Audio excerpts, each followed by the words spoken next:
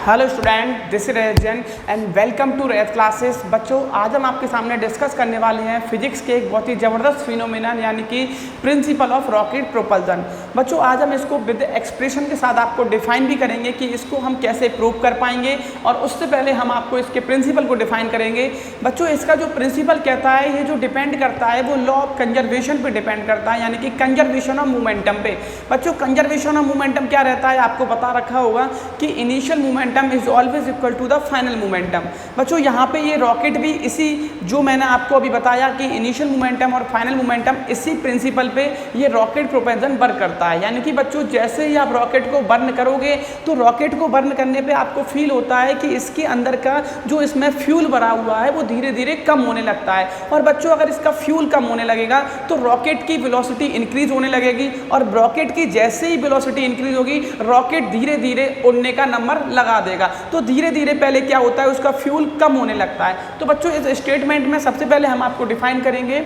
यहाँ पे मैंने लिखा है कि जो रॉकेट प्रिंसिपल रॉकेट प्रोपल्सन है, ये एग्जाम्पल बच्चों किसका होता है, कंजर्वेशन ऑफ मोमेंटम का। तो कंजर्वेशन ऑफ मोमेंटम में मतलब initial momentum is always equal to the final momentum होता है। बच्चों, यहाँ पे इसमें बताया गया था कि जैसे ही large backward momentum ejected gases is impart, मतलब जैसे ही इससे गैसें निकलने लगेंगी और बड़े स्केल पे गैसेस निकलेंगी तो उसके जो फॉरवर्ड का मोमेंटम होगा वो दोनों आपस में इक्वल हो जाएंगे। इस कंडीशन में इसके मास जो होता है, रॉकेट के अंदर जो फ्यूल भरा हुआ है उसका मास धीरे धीरे कम होने लगता है और रॉकेट की वेलोसिटी इंक्रीज होने लगती है और रॉकेट उड़ने का नंबर लगा देता है। ठीक है बच्चों, तो यहाँ पे एक कॉन्सेप्ट को आप पकड़ के चलोगे कि रॉकेट के अंदर जो फ्यूल भरा हुआ है उसका मास जैसे जैसे कम होगा तो रॉकेट की वेलोसिटी इंक्रीज होती जाएगी। तो बच्चों, जैसा कि मैंने आपके सामने 3 फिगर बना रखी हैं, इन फिगरों के बिहाफ पे मैं आपको इसको समझाऊंगा।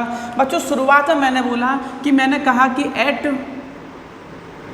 Time t is equal to 0। बच्चों, at time t is equal to 0 तो रॉकेट के अंदर जो फ्यूल भरा हुआ है वो उसका कंप्लीट फिल है अभी, तो अभी इसमें कोई भी फ्यूल बाहर नहीं निकला। तो इस फ्यूल का बच्चों हमने जो मास लिखा, हमने कहा इसका मास एक पॉइंट पे m0 था। और बच्चों, अभी इसकी वेलोसिटी कितनी है, तो अभी मैंने इसकी वेलोसिटी v0 डिफाइन की है। लेकिन बच्चों, मैंने यहाँ पे टाइम क्या डिफाइन किया है, t इज इक्वल टू 0। अब बच्चों, मैंने लिखा सपोज, मैंने कहा suppose at time t is equal to t, मतलब यानी कि एक t पॉइंट पे जब मैंने इसको देखा तो t पॉइंट पे जैसे ही मैंने इसको देखा तो बच्चों इसकी वेलोसिटी तो इंक्रीज हो चुकी थी, मतलब अब ये चलने का नंबर लग रहा है। जैसे ही बच्चे ये चलने का लगेगा तो इसके अंदर का जो फ्यूल भरा हुआ है तो फ्यूल हमारा धीरे धीरे करके बाहर आने लगता है। इस तरीके से आपने एनालाइज भी किया होगा कि फ्यूल धीरे धीरे से बाहर आ रहा है और रॉकेट अपनी उड़ान भरने के लिए तैयार होता है। तो बच्चों, धीरे धीरे इसका जो फ्यूल बाहर आ रहा था, अब की बार जैसे ही इसमें फ्यूल बाहर आने लगेगा, मैंने कहा कि मैंने एक point t is equal to t पे देखा था इंस्टेंट पे, तो मुझे क्या एनालाइज हुआ कि अब की बार इसका जो मास था वो हमें m मिला था और इसकी जो गैसेस बाहर आ रही थी तो उसकी भी कुछ वेलोसिटी होगी। यानी कि बच्चों, जो फ्यूल बाहर आ रहा होगा वो गैसेस के टर्म में बाहर आता है, तो गैसेस के टर्म में बाहर आ रहा, तो मैंने कहा उसकी जो वेलोसिटी को डिनोट करते हैं तो वेलोसिटी ऑफ गैसेस यानी कि vg से डिनोट करते हैं। और बच्चों, यहाँ पे एक पॉइंट और एनालाइज करेंगे कि हमें क्या पता चल रहा है कि t इक्वल टू टी पे ये वेलोसिटी, मतलब जो गैसेस बाहर आ रही हैं उसकी वेलोसिटी ऑफ g है। इसके अंदर जो सब्सटेंस यानी कि जो फ्यूल भरा हुआ था उसका मास m है। At instant point t is equal to t पे बच्चों,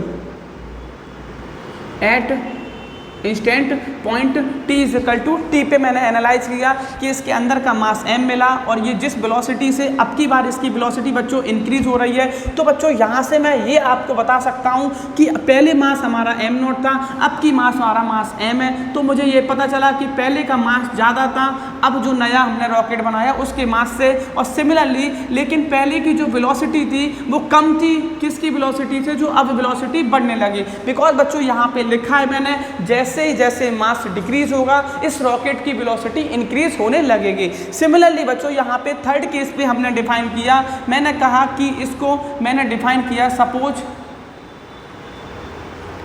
स्मॉल टाइम dt। बच्चों मैंने इसको एक स्मॉल पॉइंट के लिए डिफाइन किया और जिसको मैंने टाइम dt लिखा। अब बच्चों स्मॉल पॉइंट पे अगर मैंने डिफाइन किया तो बच्चों जैसा कि हम बता सकते हैं कि एक स्मॉल पॉइंट पे देखोगे तो आपको दिखेगा कि यहाँ पे क्या फील हुआ, यानी कि बच्चों इसका मास तो ऑलरेडी कम हो रहा था, लेकिन जब मैंने इसको एक थर्ड पॉइंट पे एनालाइज किया एक स्मॉल पॉइंट dt के लिए, तो अब की बार बच्चों क्या होगा, तो इसकी वेलोसिटी तो इंक्रीज ही होने लगेगी, लेकिन जो वेलोसिटी इंक्रीज हो रही होगी वो बच्चों किस अकॉर्डिंग, यानी कि v प्लस dv। इसी के साथ बच्चों मैंने स्मॉल की बात करते हैं तो स्मॉल के एलिमेंट को हम dv या dt से डिनोट करते हैं, जब वेलोसिटी की बात करते हैं तो dv और टाइम को डिनोट करते हैं तो dt और मास को डिनोट करते हैं तो बच्चों dm। ये एक स्मॉल एलिमेंट के लिए डिफाइन किया मैंने यहाँ पे। तो बच्चों स्मॉल एलिमेंट के लिए डिफाइन किया यहाँ पे, तो इसका पहले मास कितना था बच्चों, m था।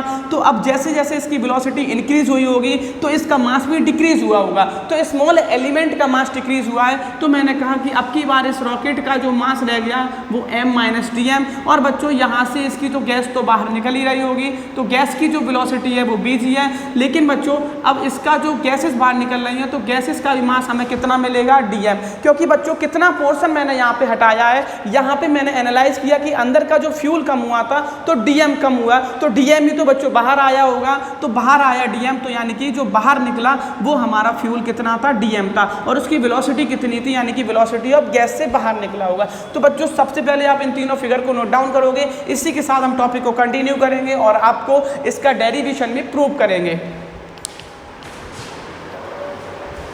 ठीक है बच्चों, तो जैसा कि अब हम इसका डिस्कस करने वाले हैं इसके एक्सप्रेशन को। ठीक है बच्चों, तो इसके एक्सप्रेशन को हम यहाँ पे आपको समझाएंगे कि हम इसमें कंजर्वेशन ऑफ मोमेंटम का प्रिंसिपल कैसे यूज करेंगे। बच्चों यहाँ पे आपको 3 फिगर दिख रहे होंगे, लेकिन यहाँ पे हमें थोड़ी देर के लिए फर्स्ट वाले फिगर को एलिमिनेट करना पड़ेगा, लेकिन हम सेकेंड और थर्ड फिगर से इसको प्रूव करेंगे।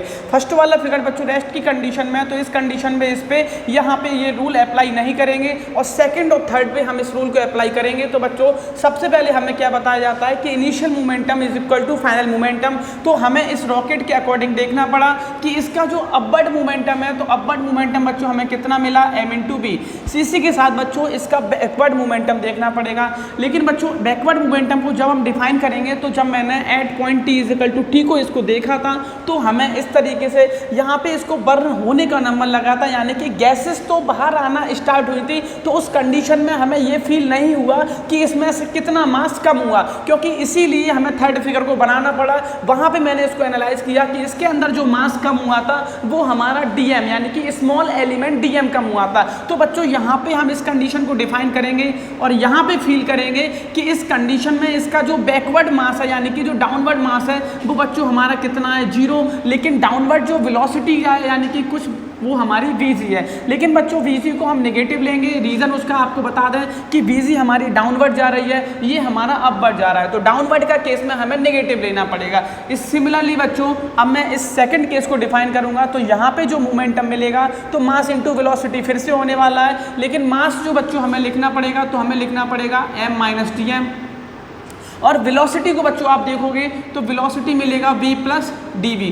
ठीक है बच्चों, प्लस का साइन लगाओगे क्योंकि अपवर्ड तो लिख दिया है, अब हमें बैकवर्ड भी लिखना पड़ेगा। तो बैकवर्ड में बच्चों हमने फील किया यहाँ पे कितना इस रॉकेट के अंदर का फ्यूल कम हुआ, तो हमने लिखा था स्मॉल एलिमेंट dm कम हुआ था, तो हमें लिखना पड़ा कि इसका मास कितना कम हुआ, dm, और वेलोसिटी बच्चों कितनी है, यानी कि vg। इतना तो बच्चों मैंने इस दोनों फिगरों से आपको एनालाइज कराया। अब मैं इसको सॉल्व करूँगा, तो यहाँ पे तो बच्चों m भी लिखा, ये बच्चों हमारा 0 हो जाएगा। इसी के साथ हम यहाँ पे इक्वल लगाएंगे और यहाँ पे इसके मल्टीप्लाई करेंगे, तो m का v में मल्टीप्लाई mv, और m का dv में मल्टीप्लाई किया तो m के साथ dv, यहाँ पे इसका मल्टीप्लाई किया तो v के साथ dm, और सिमिलरली इसका इसमें मल्टीप्लाई किया तो dm और dv, और यहाँ पे बच्चों dm के साथ vg। इतना बच्चों मैंने यहाँ से निकाला और मैंने md से mb को कैंसिल किया। mb से mb को कैंसिल करने के बाद 0 इक्वल टू फंक्शन बच्चों हमें मिला m dv माइनस का v dm और dm dv और प्लस का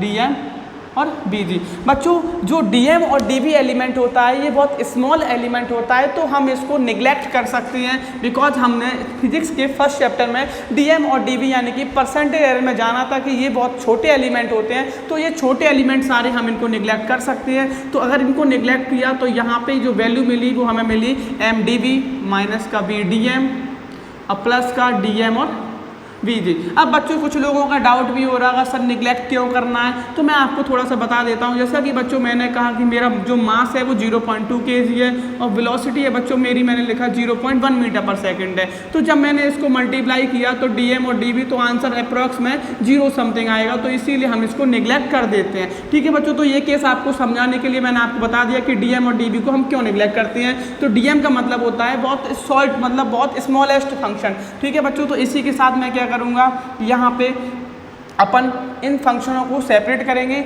और इसको सॉल्व करेंगे। यहाँ पे बच्चों सबसे पहले मैंने क्या किया, यहाँ पे इसको मैंने कहा बच्चों इन दोनों फंक्शन को सेम साइड लेके आएंगे, लेकिन बच्चों इस बीजी की वैल्यू को नेगेटिव करेंगे क्योंकि ये डाउनवर्ड जा रहा है।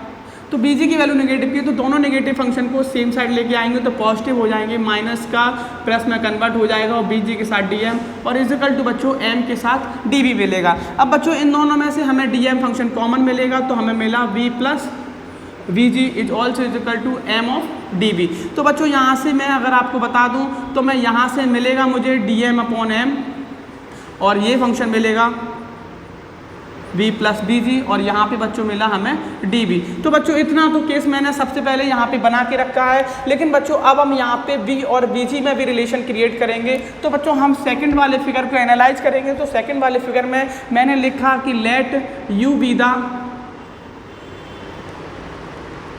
रिलेटिव वेलोसिटी, मतलब मैंने लिखा कि u है जो रिलेटिव वेलोसिटी है वो v जो अपवर्ड जा रहा है और v जी जो अर्थ के रिस्पेक्ट में मैंने लिखा। तो u का जो वेलोसिटी रिलेटिव वेलोसिटी हमारी होती है, तो यानी कि ये मेरा डाउनवर्ड जा रहा है बच्चों तो ये v जी और इसी के साथ वो अपवर्ड जा रहा तो यानी कि साइन माइनस लगा के v लिखना पड़ेगा क्योंकि रिलेटिव वेलोसिटी के बीच में माइनस आता है। तो u की जो वैल्यू हमें मिलेगी तो माइनस कॉमन निकाला तो हमें मिला बच्चों v जी प्लस b और मैंने यहाँ पे v जी प्लस b की जगह मैं यहाँ पे u को प्लेस कर सकता हूँ। तो बच्चों हम इसको कंटिन्यू करेंगे। यहाँ पे मैंने लिखा u और u के साथ यहाँ पे लिखा dm अपॉन n और ये फंक्शन जो हमारा आएगा वो माइनस का आएगा और इसी के साथ बच्चों dv। अब बच्चों हम यहाँ पे इसको इंटीग्रेट करेंगे। तो इंटीग्रेट का मैं आपको बता दूँ यहाँ पे इंटीग्रेट करेंगे कैसे। तो इंटीग्रेट किया तो ये मिला dm अपॉन m और इसी के साथ माइनस का u बाहर किया और यहाँ पे बच्चों मैंने लिया dv और dv को भी मैंने इंटीग्रेट किया। तो बच्चों इंटीग्रेट करेंगे तो यहाँ से हमें इसकी कुछ लिमिट लेनी पड़ेगी। तो लिमिट हम लेंगे बच्चों इनिशियल के अकॉर्डिंग। मैंने कहा कि शुरुआत में जो हमारी लिमिट थी वो v नॉट और फाइनल है जो वो हमारी v है। इसी के साथ मास को भी डिफाइन करेंगे। तो शुरुआत का मास m नॉट और फाइनल मास था वो हमारा m था। ठीक है बच्चों, तो हम यहाँ पे इसके अकॉर्डिंग इसको सॉल्व करेंगे। तो यहाँ से हमें जो इंटीग्रेशन करेंगे तो इसका इंटीग्रेशन बच्चों मिलेगा v और v की जो लिमिट मिलेगी वो v से v नॉट और इसका जो इंटीग्रेशन मिलेगा तो वो हमारा बच्चों log m होता है dm अपॉन m का और इसकी जो लिमिट लेंगे तो m नॉट से m लेंगे। ठीक है बच्चों, तो आप इसको नोट डाउन करोगे। इसी के साथ हम इरेज करेंगे और इसको कंटिन्यू सॉल्व करेंगे। तो बच्चों जैसा कि मैंने यहाँ पे लास्ट वाला टॉपिक को यहाँ लिखा है, अब मैं इसमें अपर लिमिट पुट करूँगा तो v की जगह v माइनस का बच्चों v नॉट। ठीक है बच्चों, इसी के साथ यहाँ पे u तो as it is constant function है और यहाँ पे लिमिट पुट करूँगा तो log m के साथ minus of log m not हो जाएगा। ठीक है बच्चों, जिसको मैथ के आपको लॉग वगैरह के कॉन्सेप्ट नहीं पता तो ये आपके लिए थोड़ा सा टफ रहेगा। तो बच्चों लॉग वगैरह आप जान के पढ़ना है इसको तो एडवांटेज मिलेगा बच्चों। अगर आपको लॉग का कॉन्सेप्ट पढ़ना है तो मेरी वीडियो को आप देख सकते हो। मैंने एक वीडियो में लॉग को प्रॉपर डिफाइन कर रखा है, लिंक मैं आपको दे दूंगा यहाँ पे। तो log m minus log m not को फंक्शन बच्चों हम डिफाइन करेंगे तो m माइनस n की प्रॉपर्टी लगाएंगे तो log m upon m not मिलेगा और b माइनस b नॉट में बच्चों माइनस का u एज इट इज। बच्चों जैसे ही मैं इसको रिवर्स करूंगा तो यहाँ पे आपको बता देता हूँ, जब मैं इसको रिवर्स करूंगा तो माइनस साइन बाहर आएगा और माइनस से इसको मैं प्लस कर दूंगा। तो मुझे मिला बच्चों b माइनस b नॉट और u log m upon m not. तो बच्चों ये मैंने इसको ड्राइव किया। मैंने कहा एट इनिशियल कंडीशन को अगर डिफाइन करूंगा तो मैं लिखूंगा v not is equal to 0 और m not is equal to. ठीक है बच्चों, मैं यहाँ पे इसको अगर इनिशियल पॉइंट पे डिफाइन करूंगा तो मैंने लिखा v नॉट की वैल्यू 0, तो यहाँ पे v नॉट की वैल्यू 0 को पुट करेंगे तो जो हमें फंक्शन मिला log m upon m not. ठीक है बच्चों, तो ये आपको प्रूव करके मैंने बताया कि रॉकेट प्रोपल्जन के लिए यहाँ पे वेलोसिटी क्या मिलेगी। तो वेलोसिटी जो हमें मिलेगी v is equal to u log m upon m not. ठीक है बच्चों, अगर वीडियो अच्छी लगे तो चैनल को लाइक करो, शेयर करो और सब्सक्राइब करो। All the best.